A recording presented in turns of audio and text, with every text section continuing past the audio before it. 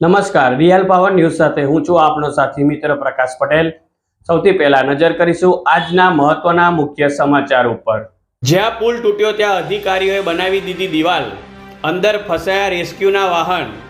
તંત્રએ કર્યું છે બુદ્ધિનું પ્રદર્શન। મહી નદી પર બ્રિજની ઘટના થઈ હતી, તે પુલ પર વાહન ચાલકો માટે બંધ કરી દેવામાં આવ્યો છે।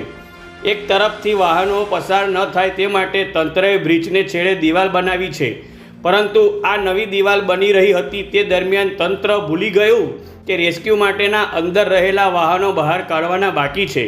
તંત્ર દ્વારા અચાનક દિવાલ બનાવી દેતા બ્રિજ પર 3 વાહનો ફસાયા છે। એટલે કે આટલી મોટી દુર્ઘટના છતાં આ સરકારી અધિકારીઓના ભાનમાં આવ્યું નથી, ત્યારે તંત્રની કામગીરી અને ખરાબ વહીવટ પર સવાલો ઉઠ્યા છે। પ્રકાશ પટેલનો report, real power news, Padra. વધુ સમાચારો નિહાળવા માટે રિયલ પાવર ન્યૂઝ ચેનલને લાઇક કરો, શેર કરો અને સબસ્ક્રાઇબ કરો।